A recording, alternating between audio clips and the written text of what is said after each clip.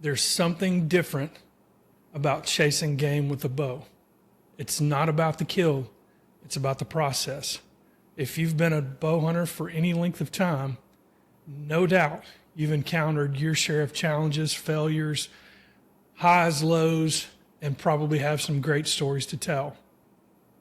If you train year-round, scout hard, and obsess over every little detail, you're in the right place. This podcast is built for bow hunters, archers, and anyone who lives for that full draw moment. Welcome to American Archery and Bowhunting.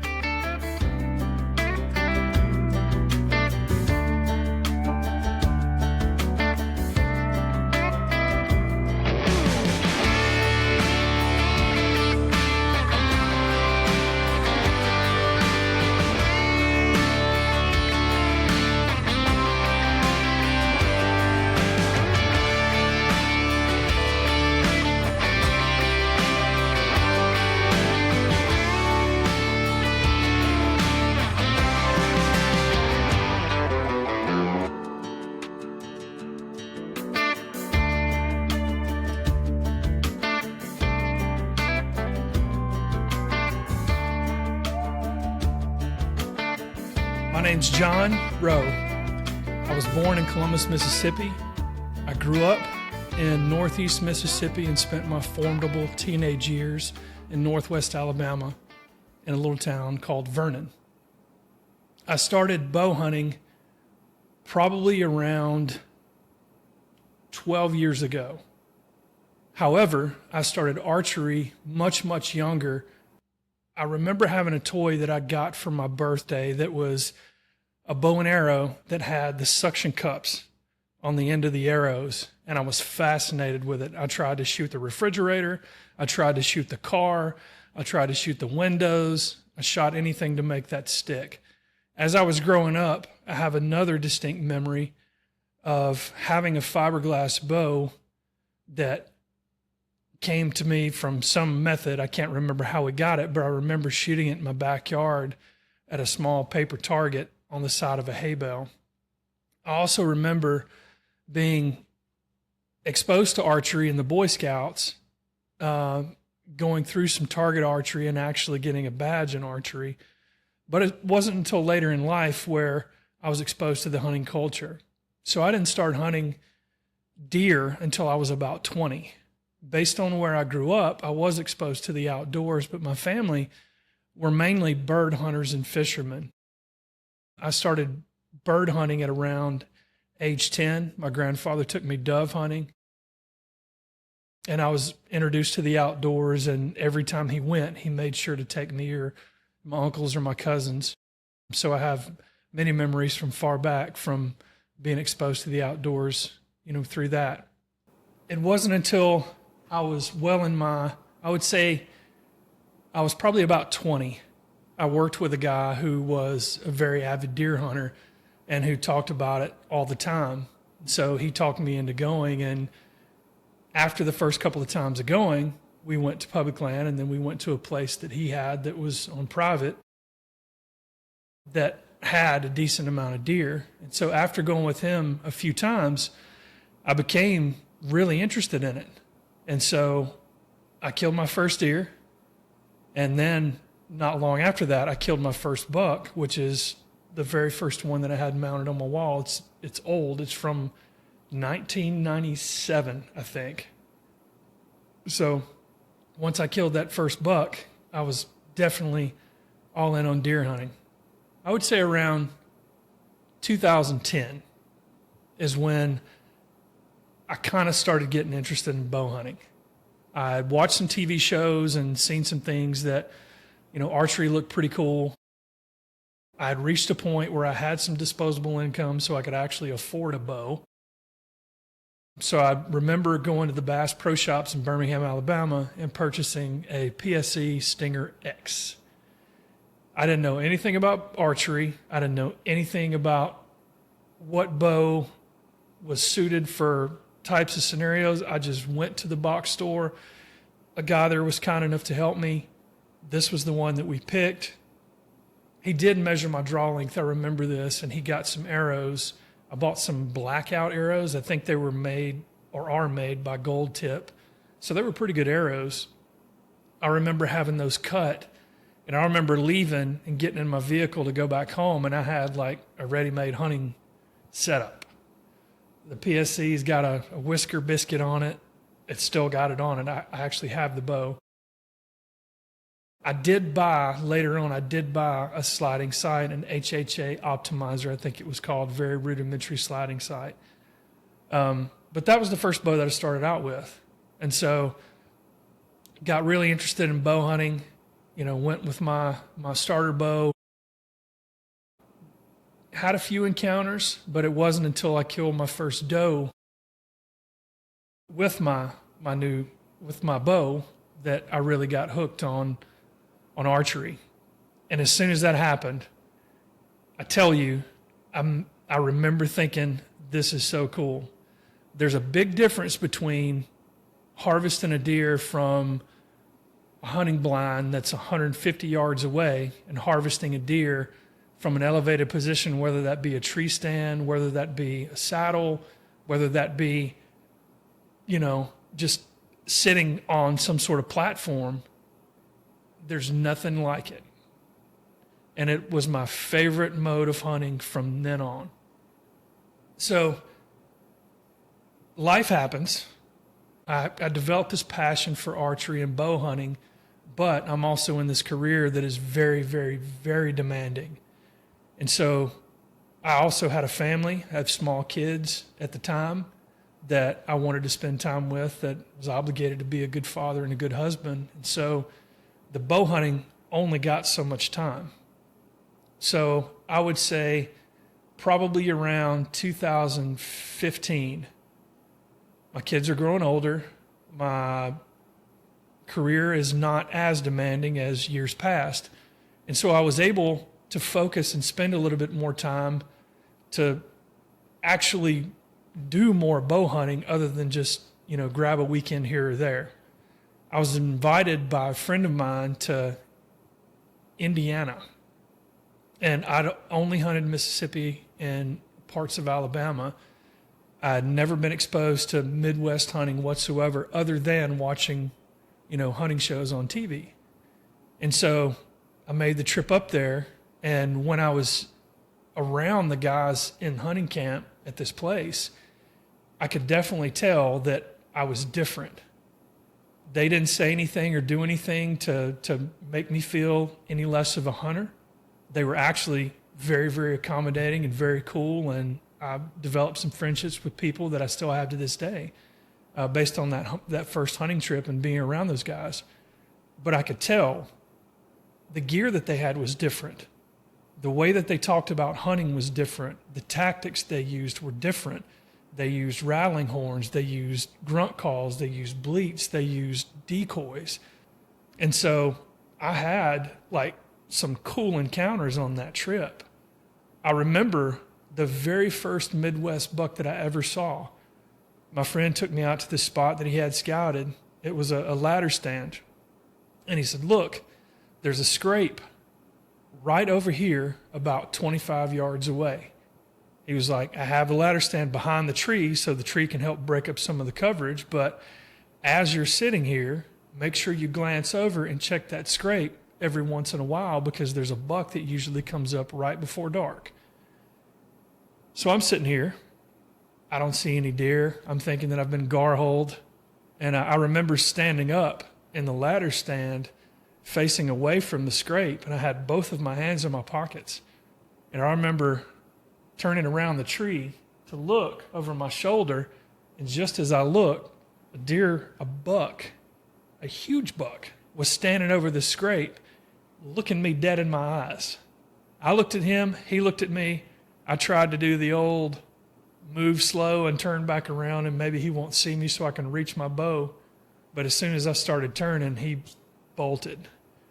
And so, shame that I didn't know any better, or I didn't conduct myself better to have a better chance of harvesting that deer.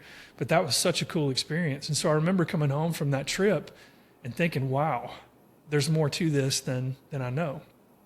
And so over the next few years, there were more instances where I was able to hunt and harvest a few deer. Nothing that was worthy of measurement or anything like that. But I was pretty successful harvesting deer. The chances that I had to go after that. So, fast forward to 2018, I have a career opportunity that leads me to move from my home in Columbus, Mississippi to Houston, Texas. And so I take it. I move here. I just have people that I work with that are my friends. None are bow hunters. And so I'm trying to, figure out, where do we go from here? I still have the friends that I made on the Indiana hunting trip, but they're all, spread out in the U.S. in different parts and live in different parts of the country. So I didn't have a real, community of people that I could be around to do archery. I remember signing up for an archery tournament, a field archery tournament, and showing up on a Saturday. I think I'd lived here maybe 3-4 months, but I remember showing up on a Saturday with a ton of new people and shooting field archery with my PSC Stinger X. Again, didn't know any better. So I roll up and these people are shooting field archery with these target bows with the 3-foot stabilizers on them and jerseys and like all these things. And I'm rolling up with my Bass Pro Shop box store special. And I shot well. Don't get me wrong. Like I didn't come away with a check or anything, but I came away with 3rd place in my division. And so I was proud of that. I was like, here we go. But again, I could realize that there was more to this than I was actually putting in. So I made the decision to upgrade bows. So I remember purchasing a Matthews Traverse. And my mentality at the time was I'm going to get a hunting bow. And I'm also going to have a bigger, longer axle-to-axle bow that I could do archery tournaments with. And so made the decision to get that bow, and that started off my journey into bow hunting and better gear and, actually focusing on spending time practicing, spending time building arrows. I remember when I got the arrows that came with the Traverse, I saw the folks in the archery shop actually making arrows. And so I came home and started watching YouTube videos about arrow wraps and fletchings and fletching jigs and all these things. And so I started out by making my own arrows in a very, very rudimentary way. I had them cut to length when I bought them, and I just stripped the fletchings off, came home, put my wraps on, and then I had like a very rudimentary boning plastic jig, and I just got the boning blazer vanes and I started building, arrows that way.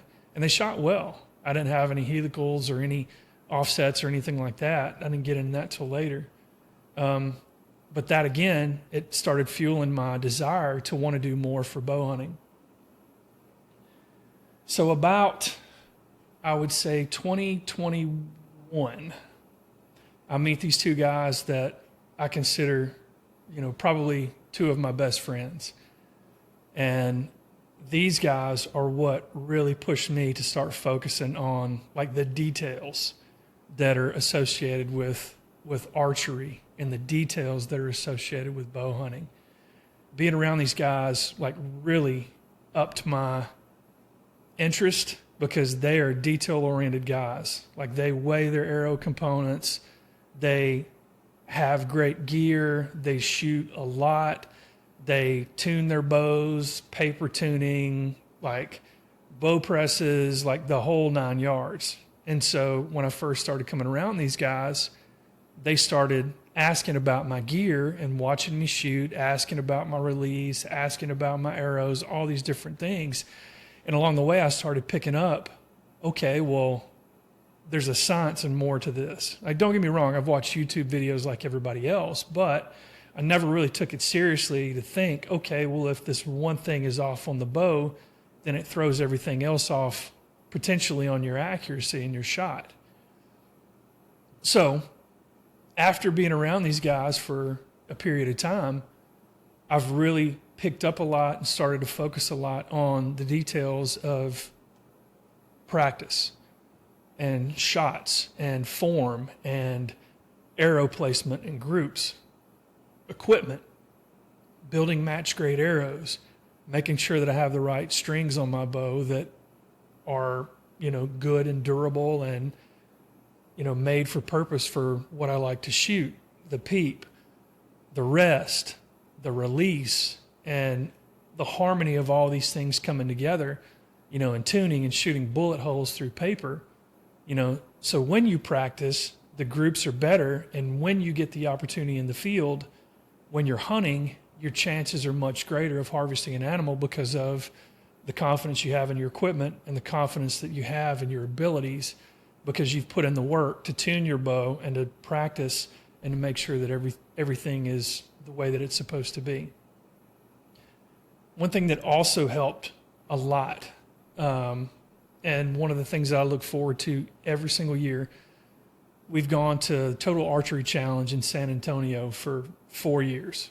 We just finished our 4th trip back in April, and that event really correlates with all the different types of scenarios I think a person can have in hunting, no matter whether you're an elk hunter, because they have an elk course that has shots out to way out with animals behind brush and all these other things, to whitetail hunting scenarios in really thick cover, to all these different types of targets at various positions or ranges or levels of difficulty based on the terrain, and something being in the way of the vitals or in the way of a shot angle.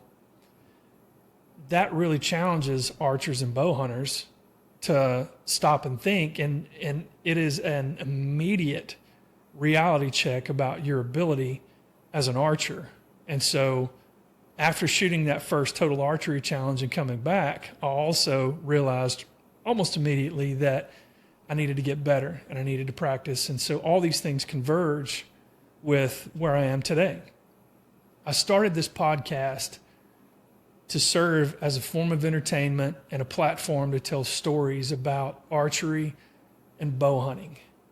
I am so passionate about this lifestyle and this community. I spend most of my free time dedicated to archery. I spend all of my PTO on hunting trips and scenarios for this lifestyle. So the core themes of the podcast are this. It's about a year-round hunter mindset, training, preparing, and practicing. I firmly believe that bow hunting is not just a seasonal event. It takes year-round prep and practice to reach a level to be really, really good. And for me, having that paradigm shift and that mindset change really let me know that I should be preparing in the off season to make sure that I can be the best. So when I get the opportunity, to harvest an animal or take a shot, I'm at my very best to do so. We're going to share some real hunting stories. I have quite a few, and some of them are hilarious. Some of them make me want to punch a hole in the wall, but they're all entertaining, and I learned something from every single one of them. So I'm excited to share those, and I'm also excited to bring on guests and my co-hosts that also have hunting stories. I'm going to give you honest gear talk. In my time in bow hunting, I have purchased, used, sold, repurposed, and tried a lot of different gear. And I think this platform, along with others, are a good means for people to have a pulse check before they invest their hard-earned money into buying gear that may not work for them. We're going to talk about Southern culture and hunting culture. We're going to talk about deer camp, tradition, and hard-earned lessons. We're also going to talk about physical training, rucking, and mental toughness. If you've been bow hunting, then you know it is not for the weak and not for the faint of heart. This won't be overly polished or scripted. It's just me and the mic for now, talking like I would at deer camp. I hope it's entertaining, I hope it's raw, and I hope it's rooted in culture, not just tips and tricks. So whether you're shooting your first bow or you have a trophy room full of wall mounts. This podcast is for folks who live the bow hunting lifestyle all year long. For now, I'm going to focus on publishing episodes bi-weekly as the podcast grows. Once it grows, then I'll switch to weekly podcast episodes as the community and as the show gains traction. So here are some of the topics that we're going to cover on future episodes. Solo training, gear breakdowns, scouting remote locations, bow hunting stories from my friends and myself, and I'm going to schedule some interviews for guests as we move along.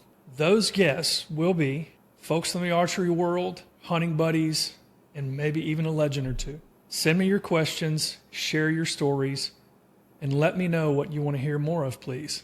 If you enjoyed this episode, do me a favor. Follow the show, leave a review, and share it with someone who eats, sleeps, and breathes bow hunting like we do. You can find me on Instagram at American Archery and Bowhunting, or check the gear store at AmericanArcheryandBowhunting.com. We have shirts, mugs, hats, and different types of merch, and every purchase of merchandise from the website actually helps the podcast. Thanks for listening. I'll see y'all next week.